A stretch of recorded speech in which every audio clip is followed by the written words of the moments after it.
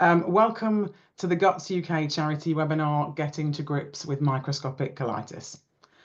I'm Katie Noon, I'm the Chief Operating Officer here at Guts UK charity, and I will be helping navigate us through today. I'm luckily joined by some experts in the field to help us demystify microscopic colitis and help you as our attendees better understand it, and if you're living with it, hopefully feel a little bit less alone. As you will have heard at the beginning, this session is being recorded and it will be available on our website later in the week. So if you have to drop off or you have to leave early, you'll be able to catch up on the rest of the webinar as soon as we've checked that I haven't said anything wrong and our comms team have had a chance to edit my speech. So before we kick off, for those of you who are new to Guts UK, I thought I'd quickly explain who we are and what we do. So Guts UK is the national charity for digestive health conditions and symptoms. As a charity, we have three main objectives. We provide information services and support, so through evidence-based, easy-to-read information on conditions and symptoms, and through one-to-one support on the phone and on emails. We also raise awareness and educate the public. We do that through a series of mediums, social media campaigns, face-to-face events, and webinars like this one that you've joined us for today. And that helps us raise awareness, break down taboos, and help people feel seen and understood. Our third objective is funding research.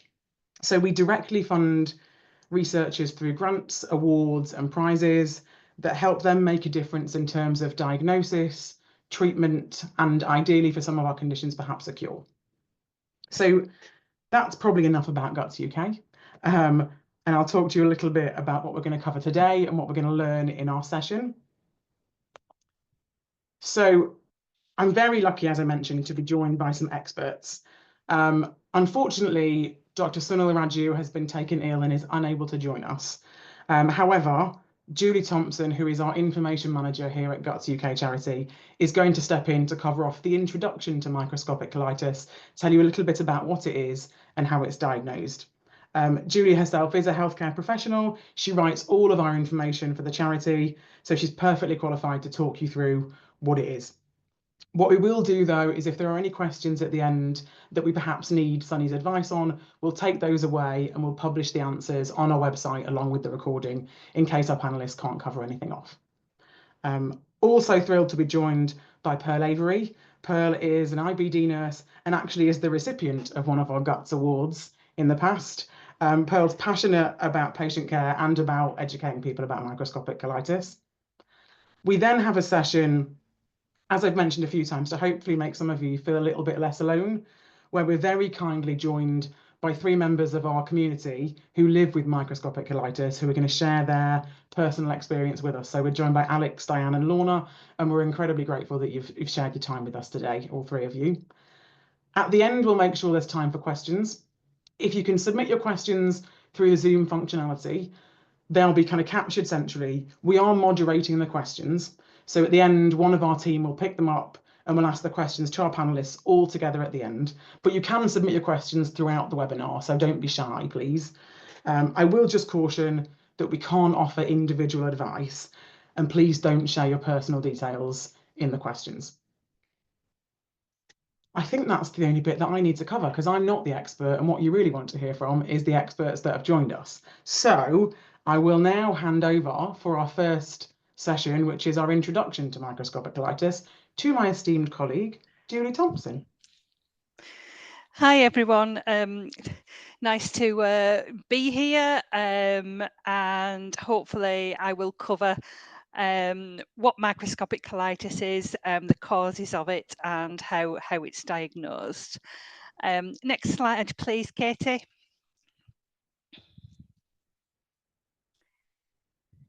Okay, so what is microscopic colitis? Well, it's a type of inflammatory bowel disease.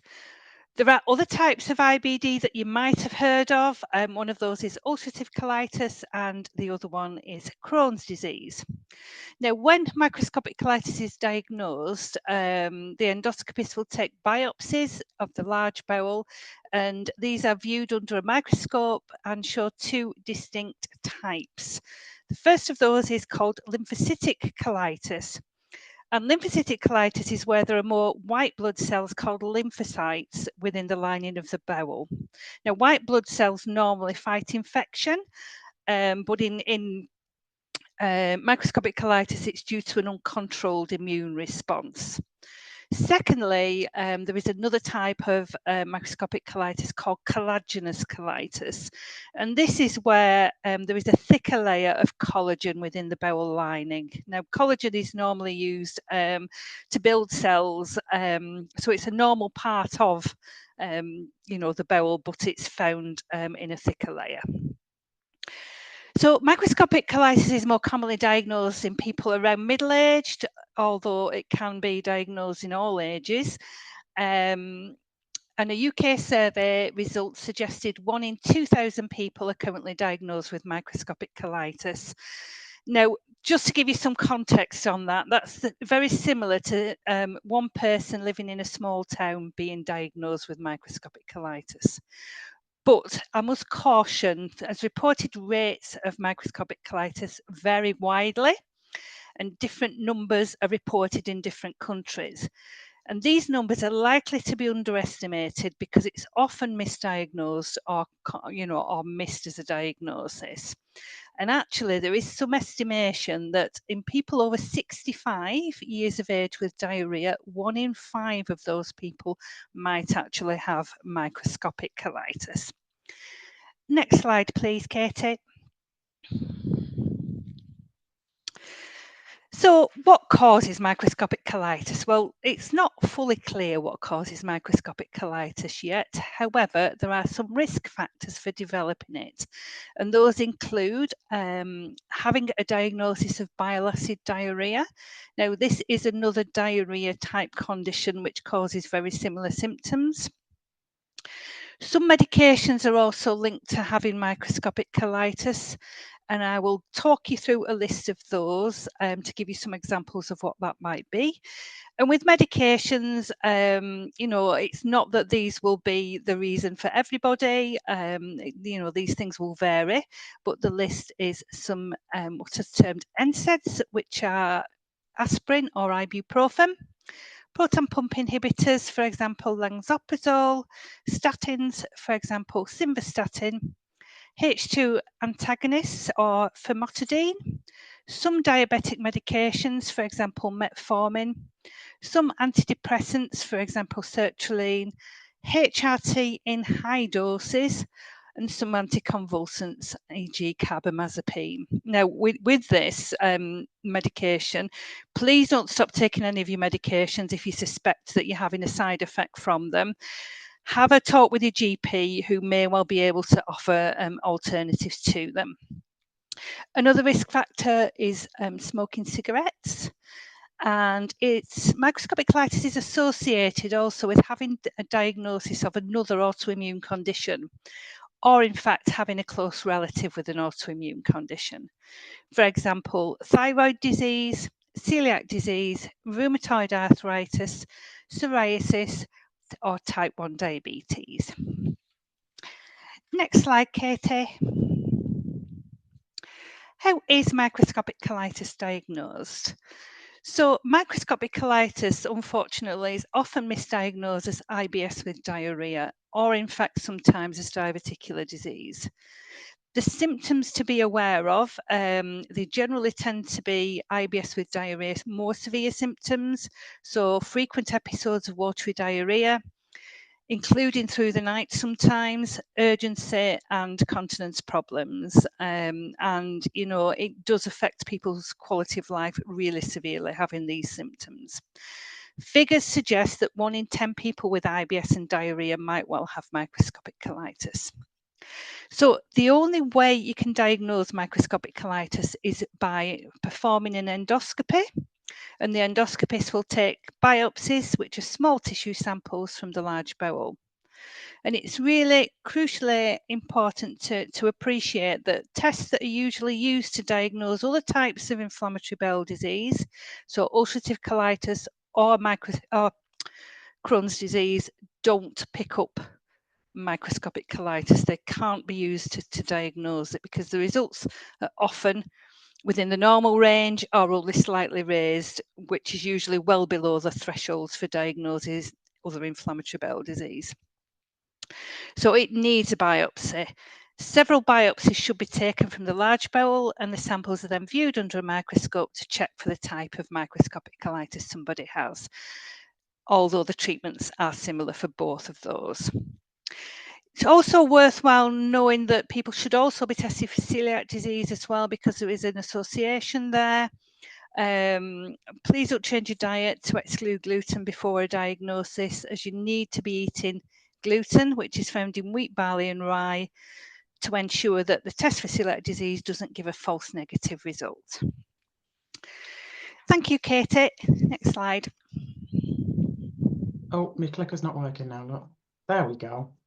Thank you, Julie. And to those of you, oh, Julie, has it gone to the wrong one? No. Nope. No, thank you. And those of you that perhaps have joined a little bit late, we do offer special thanks to Julie for stepping in at very short notice to help us present on the kind of causes and the diagnosis of microscopic colitis. So thank you, Julie. We will move on now to Pearl Avery. As I said, Pearl's an advanced nurse practitioner who is a friend of GOTS UK already, so we're thrilled she's been able to join us today to talk a little bit about kind of the treatment of microscopic colitis and how you can manage it in day-to-day life. So Pearl, I'll hand over to you. Just tell me when you want me to click your slides. Thank you very much, Katie, and thank you for asking me to talk about what's a little bit of a passion project for me, and the treatment of microscopic colitis.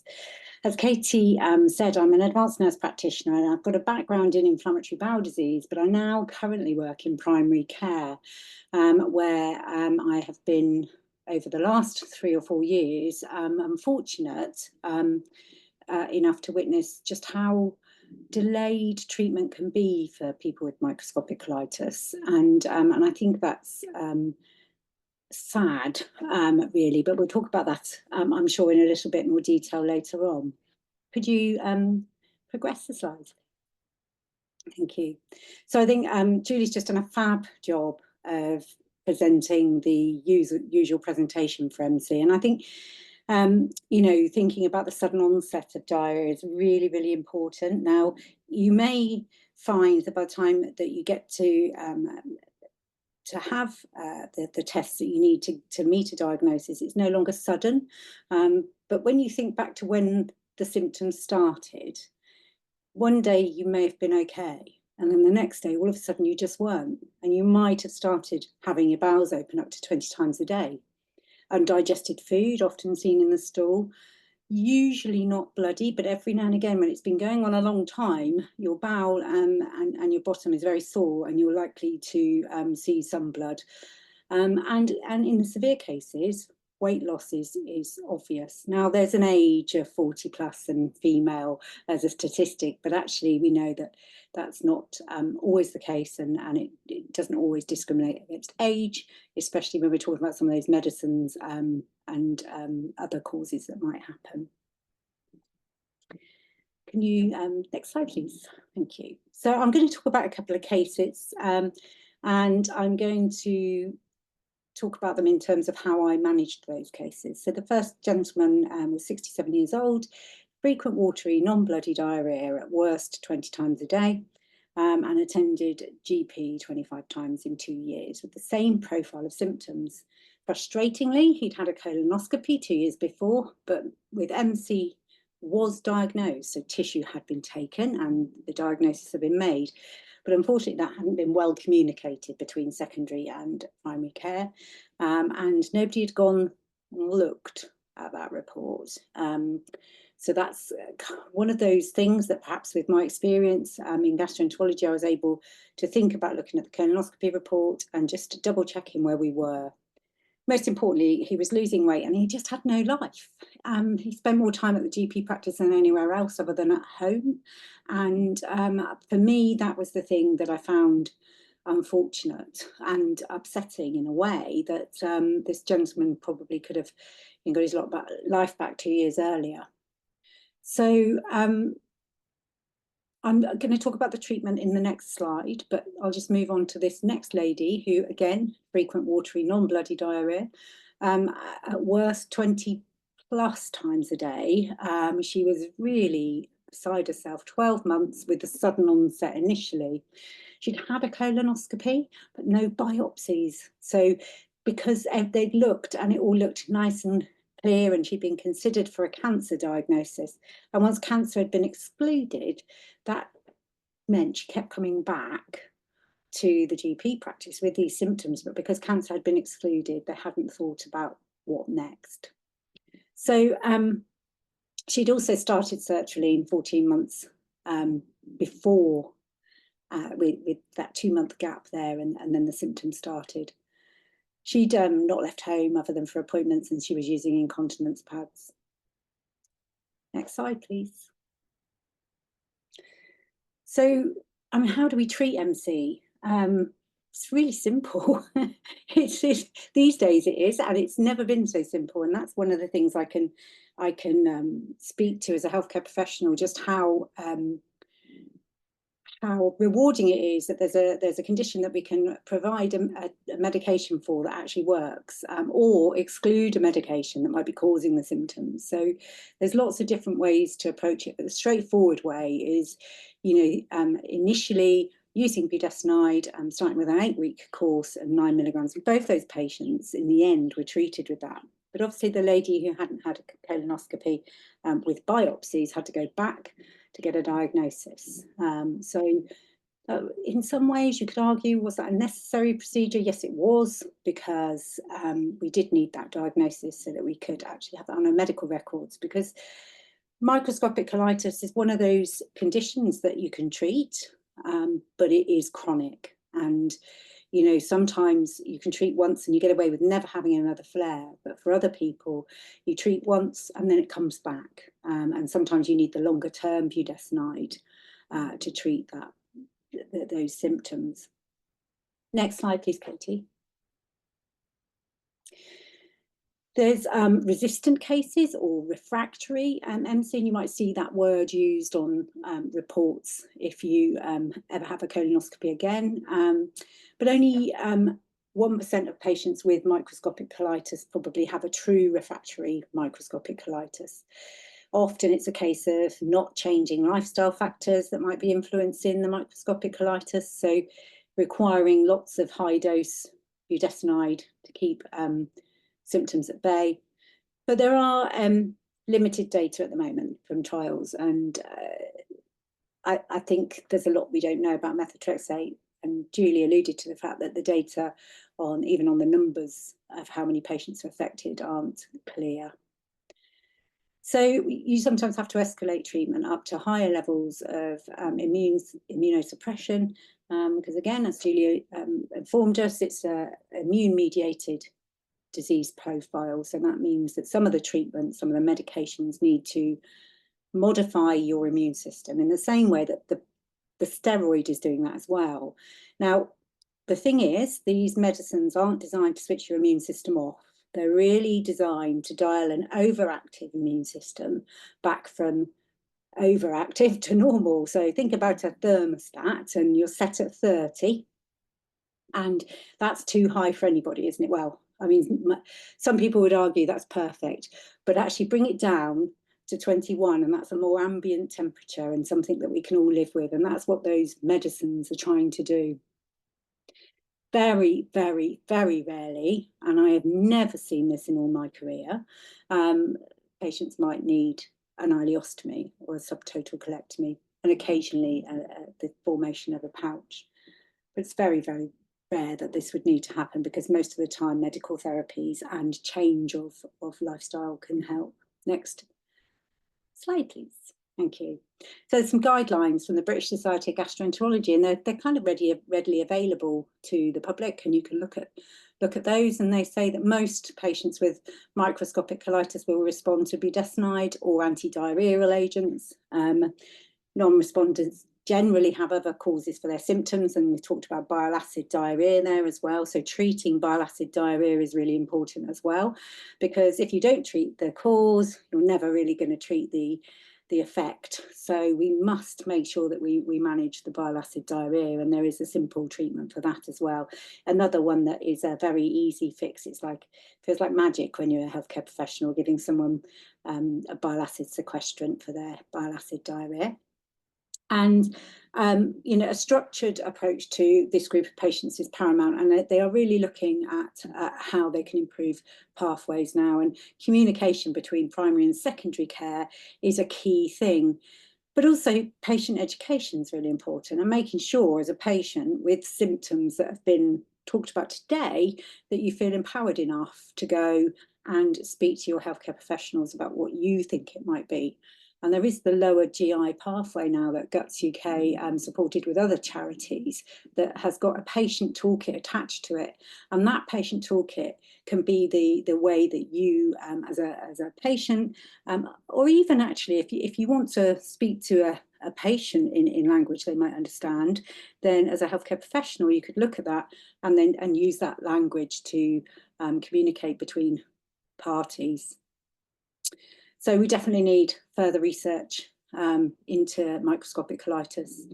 And there is a, you know, chronic diarrhea framework within the BSG and NICE guidance that can support, and it does talk about microscopic colitis. So the next slide, please.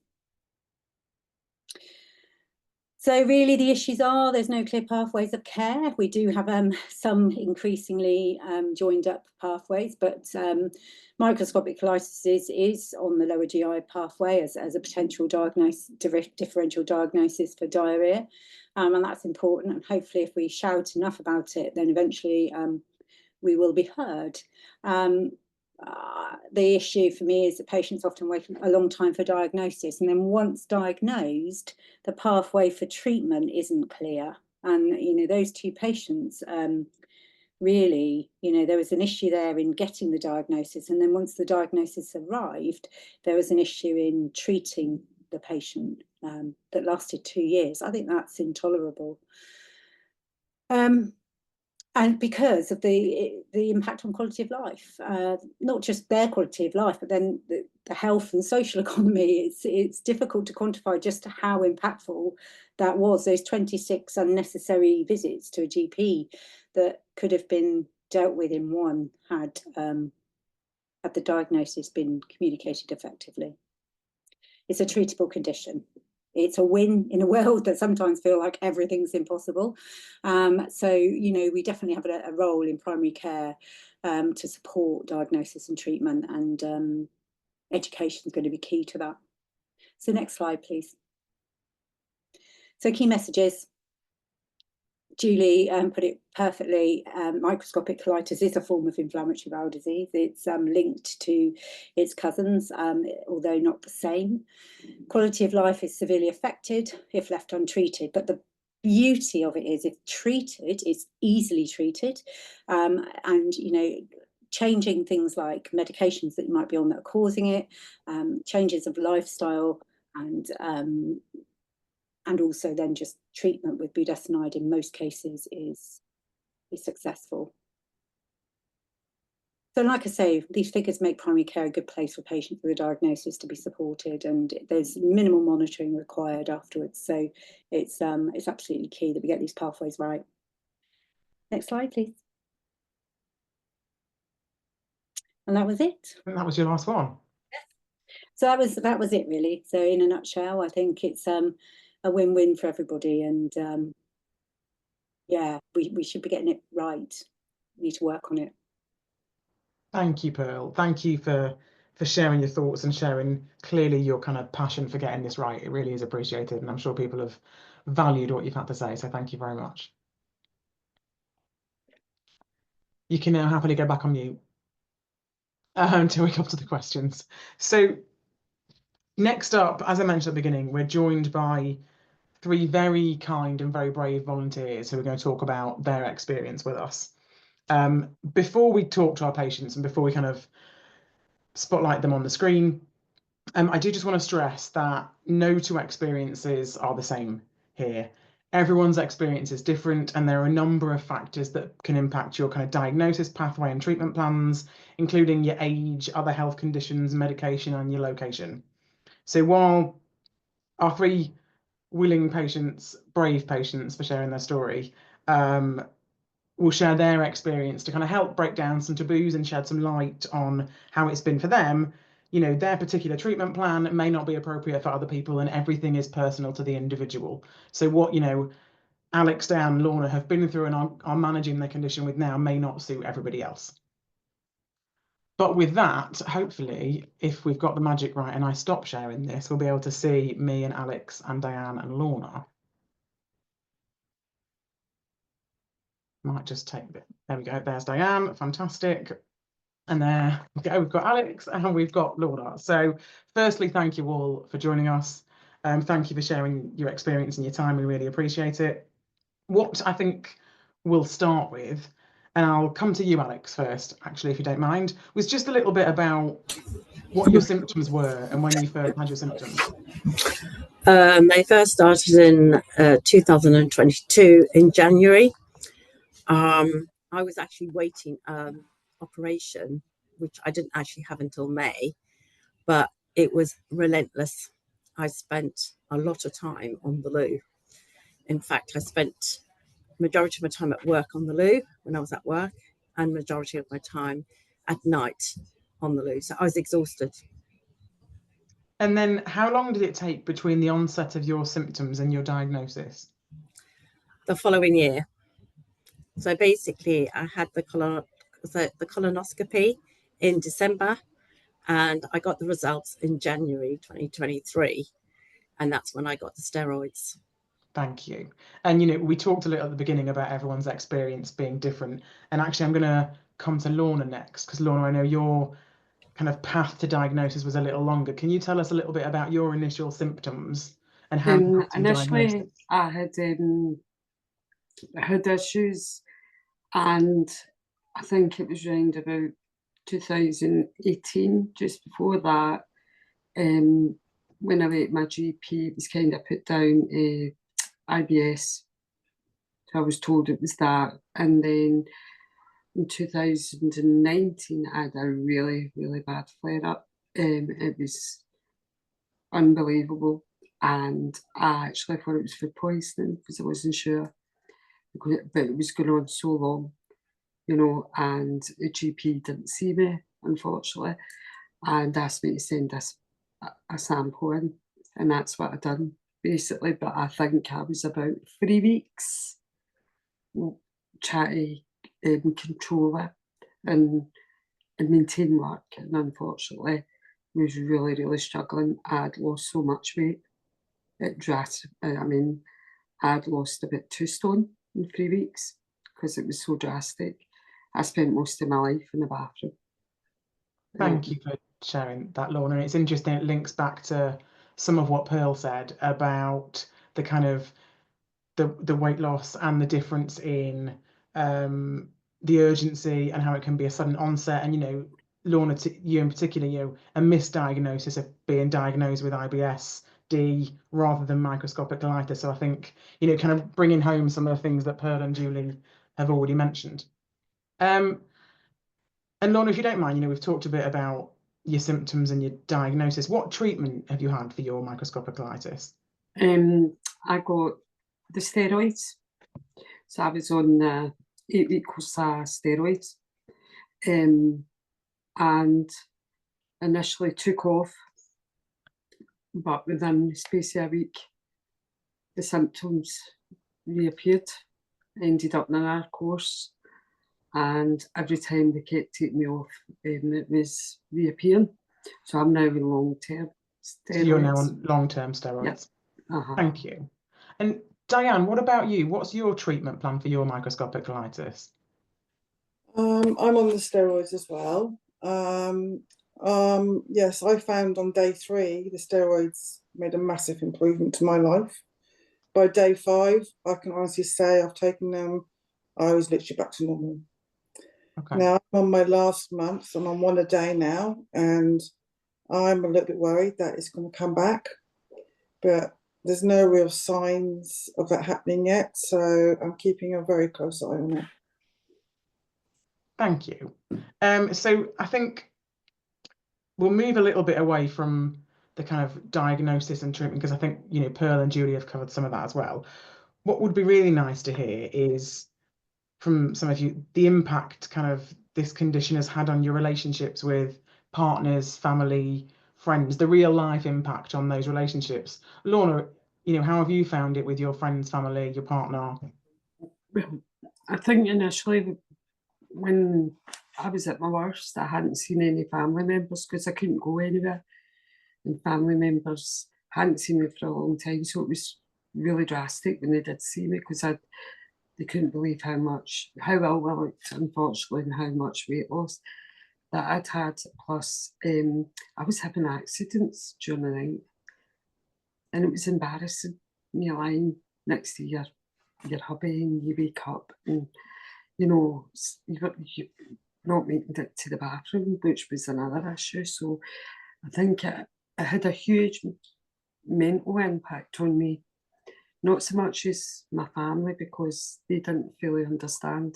Yeah. And I couldn't explain because I didn't have a proper diagnosis at that point. Yeah.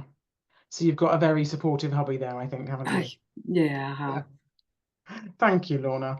And Alex, how about you? How have you found it impacting on your relationship with family and friends? Well, I had just started dating a new partner, so obviously that was tricky. And actually, I didn't really discuss it with him for a long time because I didn't really know how to explain it to him. But it sort of came to a head when I was on holiday. I actually had an accident in the bed, so I had to sort of manage that as best I could, and then I ended up having to tell him that I had this problem. I just don't think he understands it really.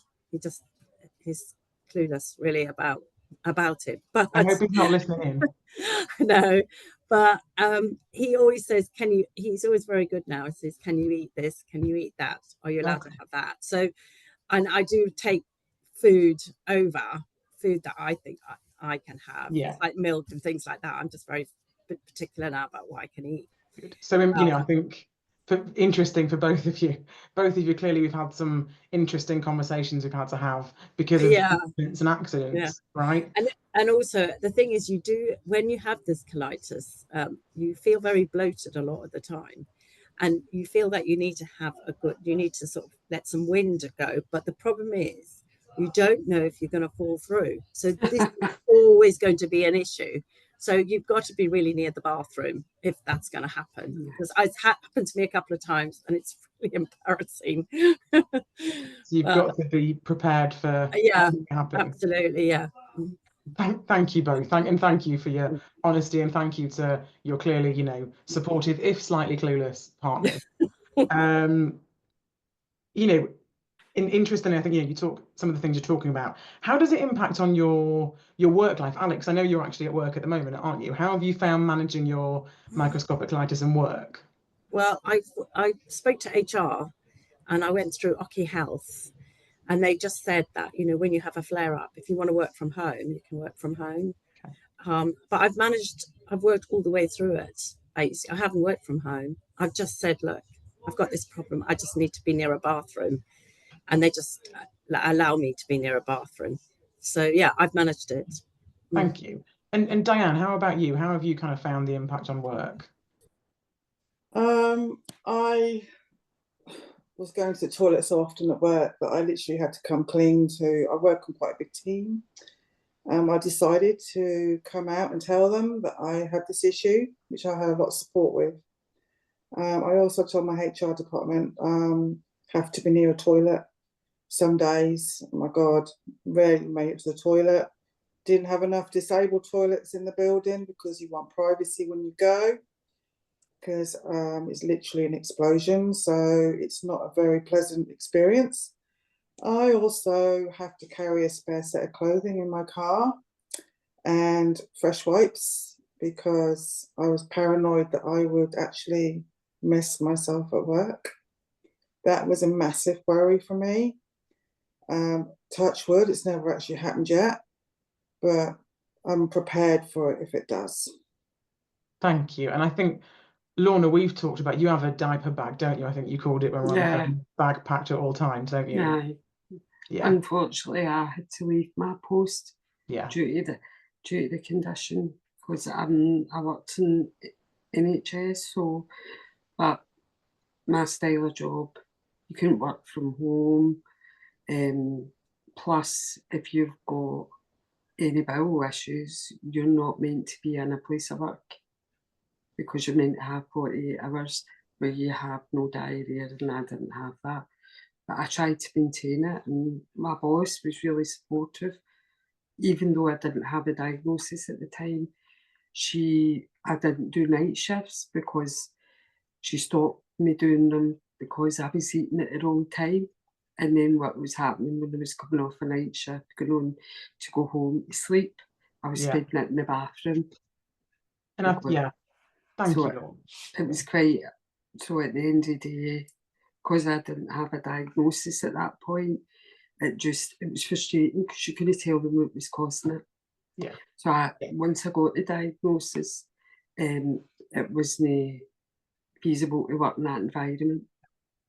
And there's definitely a theme across all three of you, I think, that the individuals you were talking to were supportive, but this is a difficult condition to manage. Yeah. And actually, sometimes the infrastructure isn't there to support. But actually, if I can, say it, the individuals you spoke to, even if they perhaps didn't understand, they were supportive and tried their best.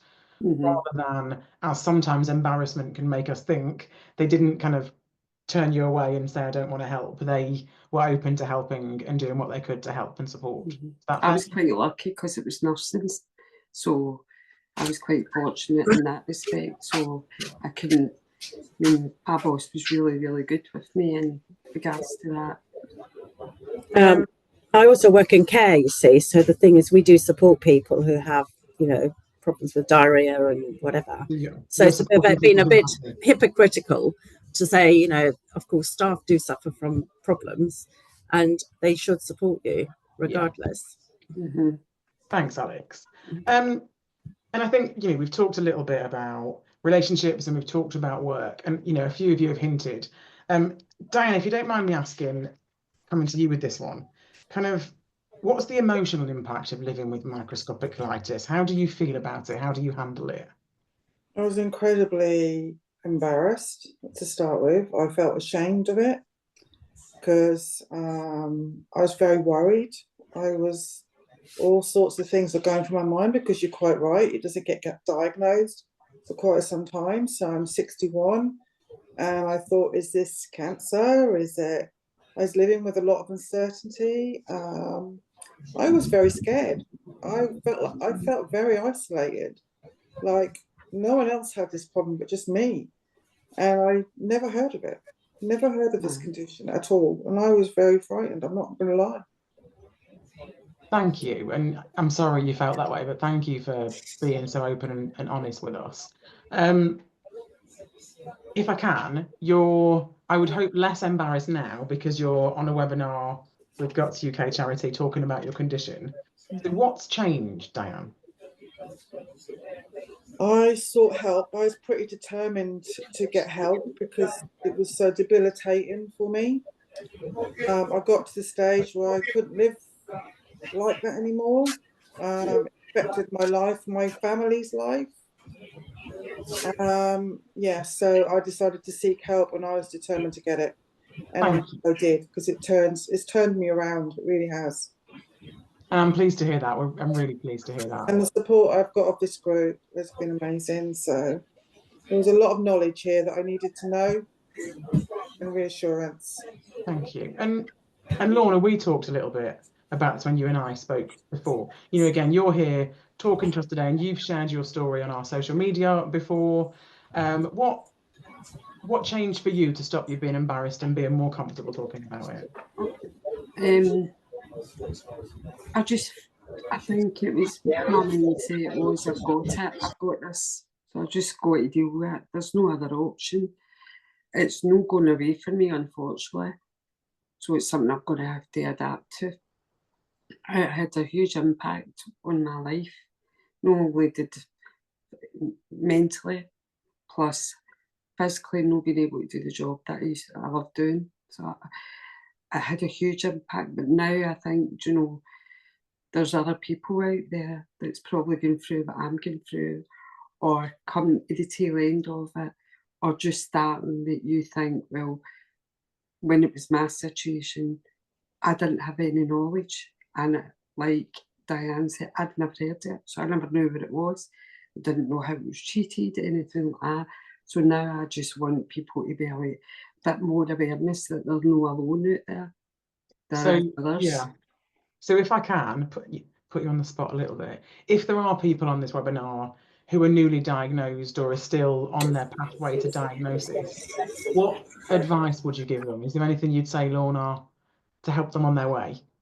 I would tell them to ask as much, get as much information, and ask as many questions as they have to, because if they don't ask, they'll never find out. I didn't know when I was diagnosed. I was told over the phone by a receptionist, and that was the way I was given it. I wasn't told what the condition was, how it was treated, what the impact would be. So, but then I was naive as well, and I went on to Google, which is, in hindsight, And we all know Dr. Google is sometimes which isn't a good thing to do, because you read it too in depth and start worrying about things. So my advice from me personally would be to ask, and don't be embarrassed in asking. No question stupid, if you know what I mean. Yeah, and that's such good advice, actually, is that no question is stupid. Aye. Just ask the questions, and as hard as it is, try not to be embarrassed, because there are other people. And hopefully, if there is anybody who's early on this pathway, you've come here today, which is a good step, right? Yeah. Alex, you know, a bit more talking about the embarrassment thing. Anything you'd like to say to people about getting over that embarrassment? You had a new partner yourself while you were living with it, so you've had to overcome this embarrassment factor. Well, I suppose I think it's sort of being in company, or you go out and you're always worried. So you're worried about what you drink, what you eat, because you don't know what it doesn't take long for it to quickly work through your body. This is what I think a lot of people don't realize. As soon as you eat something, as soon as you drink something, it only takes a couple of hours, and all of a sudden you're thinking, I need the loo. So you have to obviously go to the loo, because if you don't want to have an accident while you're out. For me, I found it very stressful to deal with. I'm very emotional, because people just don't get it. They just think, well, you know, you've got diarrhea, just take some tablets. I took every pill that you could buy in the chemist, all those things the doctors tell you to buy that will help stop diarrhea. It doesn't do anything. None of it worked. I could take a whole packet full of it, and I'll be on the loo. So, you know, and I was my GP was good, but she just kept saying, oh, do a poo sample. You know, we got to check that, make sure, you know, cancer and all that. I did loads of those, loads. And it was just distressing in the end. I just said to her, I can't live like this. This is not something I can live with. I'm an active person.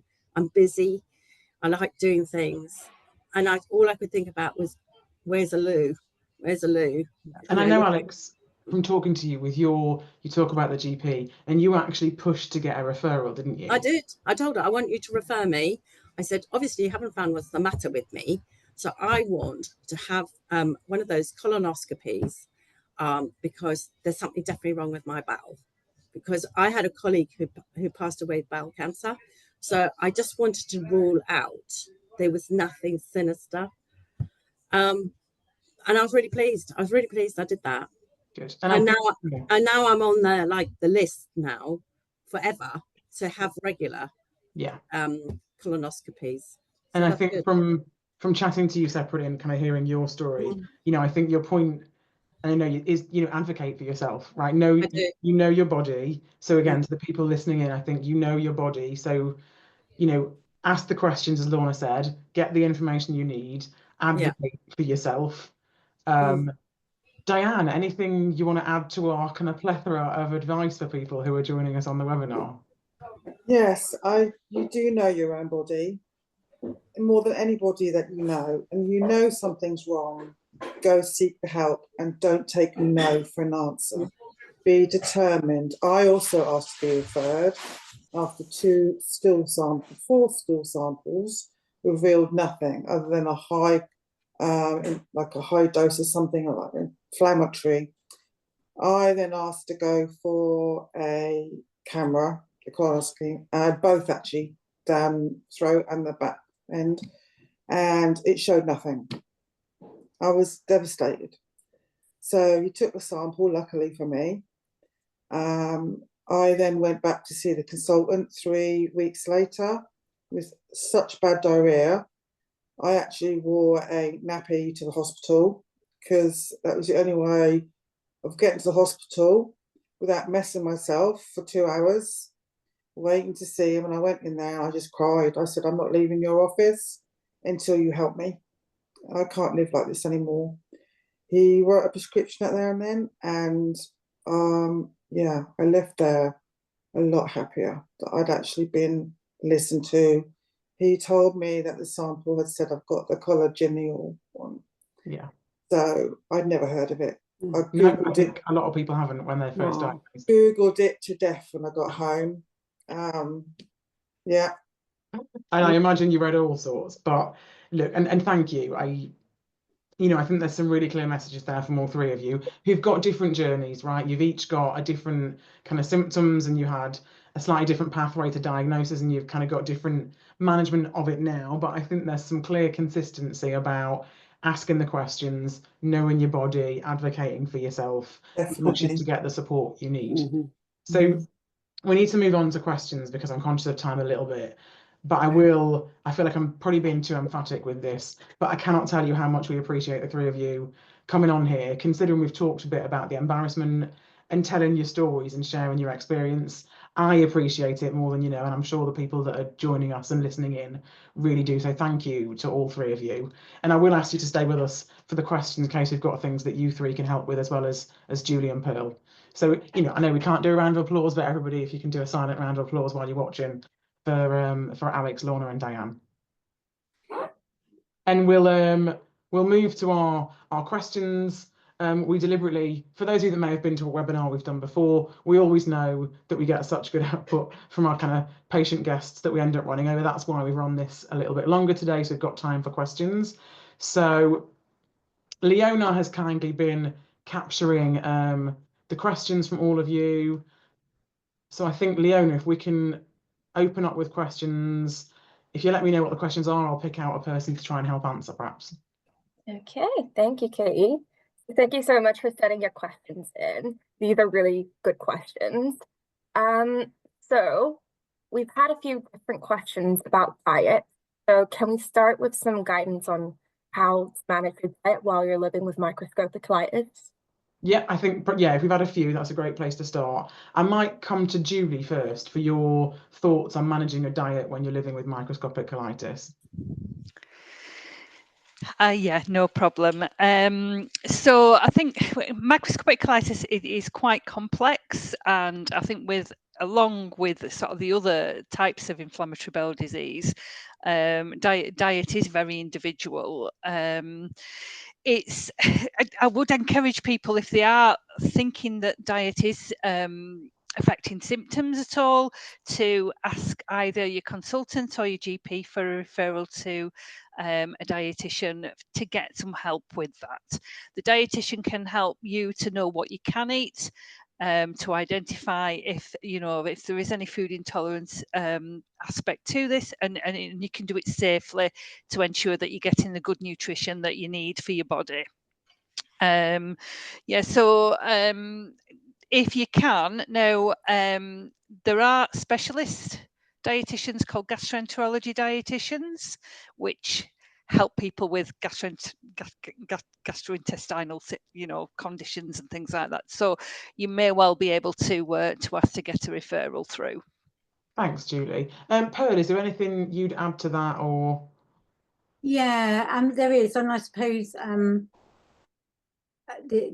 so there are some hard and fast rules that if you reduce caffeine intake, alcohol intake, and in some cases there's some links with lactose, and also because there's that link, you know, with gluten, that there's some people that find limiting gluten, even if they don't have a diagnosis of celiac disease, can actually improve their symptoms. So those are some of the lifestyle factors that we were talking about, but particularly alcohol, and alcohol is often part of a diet. Because, you know, we sometimes eat and drink together, don't we?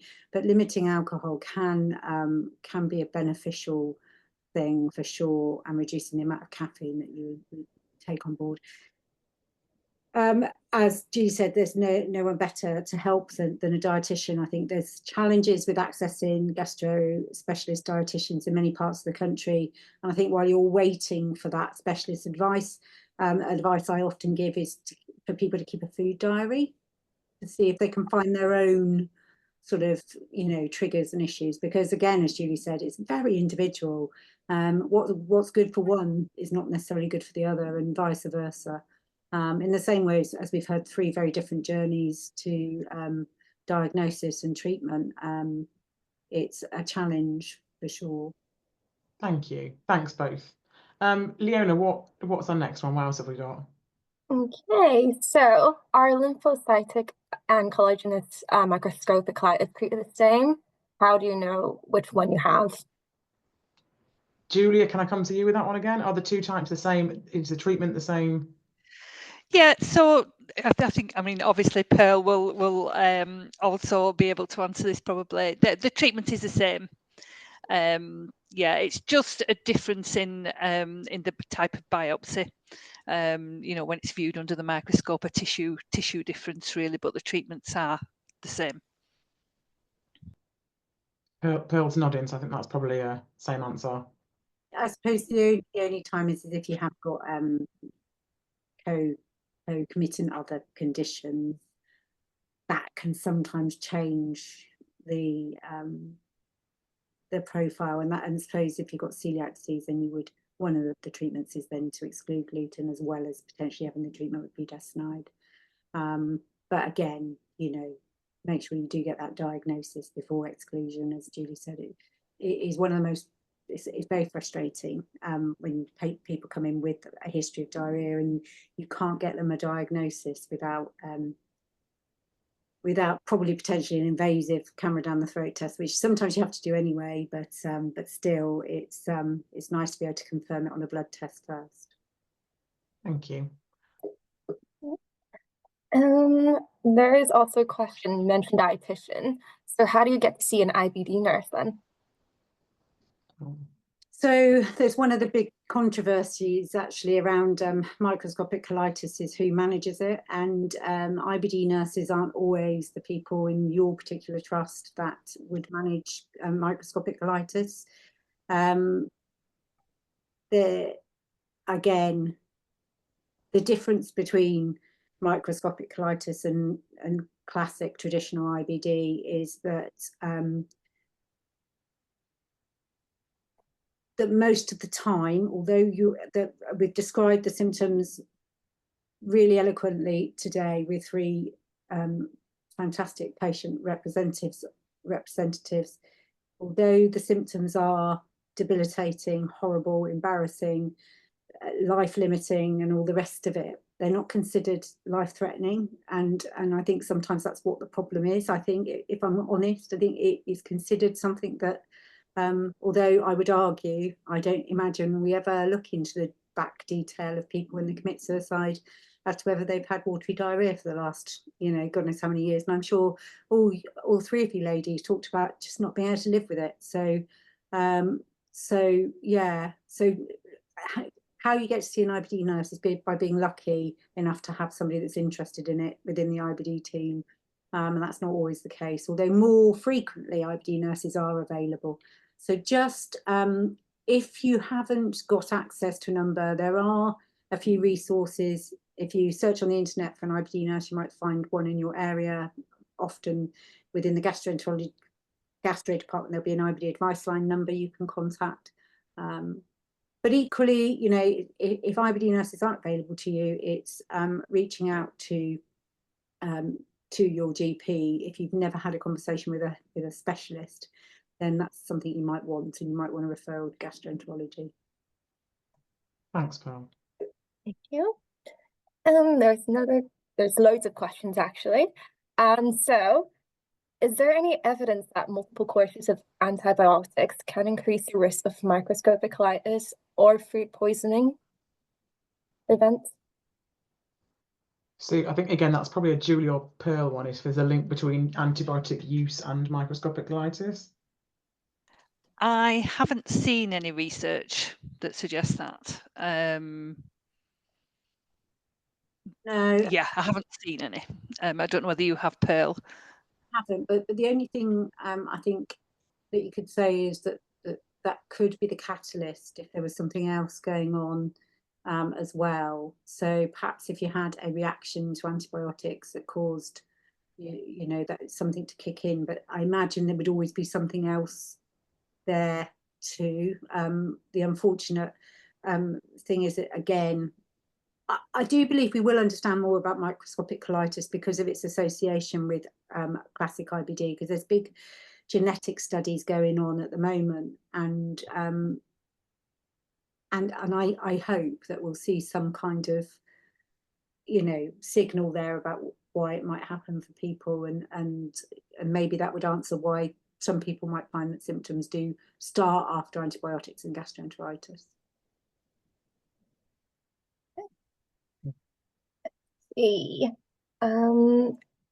And does long-term microscopic colitis lead to other bowel problems or bowel damage? So no is the answer to that, because it is reversible. Because that's the good thing about treatment, it is reversible. So that's another win of micro. If you're going to have an IBD, microscopic colitis is probably one that is the most easily treated in most cases. And again, you know, I emphasize the most cases. I appreciate that's not the case for everybody. I read some of those questions, but I'm just going to answer one here now, sort of quite globally, that mesalazine is not a treatment for microscopic colitis. There is no evidence for its treatment. And if you find yourself put on it, you are likely to find it won't work for you. So those mesalazines are a variety of brand names, but they don't play a part in treatment for microscopic colitis, and I think you'll probably find that it would make the symptoms worse rather than better because of that. Thanks, Pearl. I'm going to jump in, Leona, because I'm a little bit conscious of time. What I will say is we're not going to have time to get to all the questions. We've got quite a lot in the questions, and I can see some of you have popped some in the chat as well. What we will do is capture all of those, and we'll try and respond to as much as we can on the website separately when we release the video. So please don't think we're ignoring your questions. We just won't have time to get to everything. So we will take them and we'll try and respond as best we can, as I say, noting that we can only give kind of generic advice. We can't offer specific individual comments. So Leona, I think perhaps if we have one or two more, then we'll wrap up. Okay, let's see. So are there any side effects of long-term use of budesonide? The current answer to that is equivocal, unknown, really. But I'll just explain to you the reason so you might hear some people talk about steroids in a very negative way, and that is because there's a difference between the budesonide that treats microscopic colitis and traditional steroids, which can cause lots of problems all over the body because of the way they're absorbed in the body. So budesonide actually goes into the liver, and it's basically almost 90% absorbed and used in its first pass around the body, and a lot of it goes in via the guts. It's very targeted to the guts, used there, and because of that, there's less systemic So what do I mean by that is there's less impact on your lungs, your heart, your bones.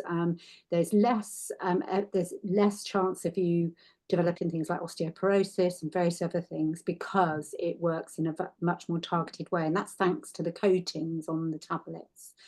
So it's a much safer long-term treatment than we know. But what I can't answer is it's 100% safe, but then we don't know that any medicine's 100% safe because of the individual effects of it. Thanks, Pearl. Thank you. Let's call it the last one, Leonor. Okay. Let's see. Just continue on with the budesonide question then. So someone said, interested to see that budesonide can be prescribed for 6 months. Can it be longer? Yeah, it can be longer. And also you can have a break and go back on it. It's I've got somebody on it that they're probably going to be on one tablet forever. Every time we try and stop one, it comes back. But they haven't modified any lifestyle factors, and they smoke like a trooper and drink like a fish. So that's one other thing that we haven't mentioned really, is that smoking can be a precursor to developing it. So so there are cases where you can use it for longer. Thank you. And thank you, Pearl. We've made you work for your money there. No money was exchanged, by the way, but we have made you work for your volunteering. Thank you. Thank you. And thank you, you know, as I say, Julie, Lorna, Alex, Diane, thank you very much.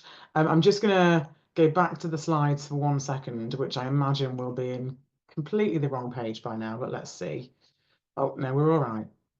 So thank you, all of you, for your time joining us today.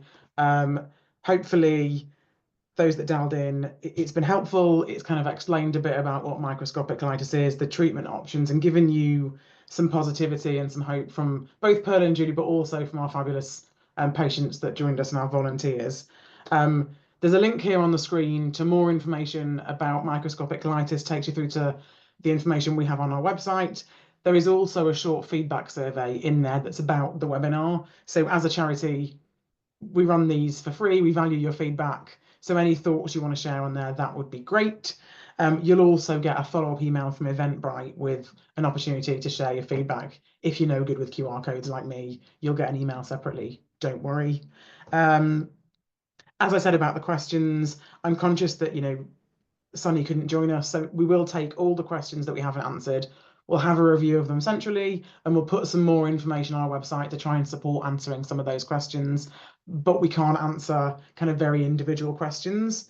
You can, however, and if you go to the QR code or look in the email, you can contact our helpline at Guts UK if you do need some support and guidance. You can come to us that way, or as Pearl and Julie have suggested, you know, talk to your primary care team and get the help you need that way, advocating for yourself and asking the questions as Lorna advised. Thank you once again. I hope that has been useful. Thank you to all our panelists and all of you for joining us. I hope the sun is still out for you. Have a lovely rest of your evening. Thanks.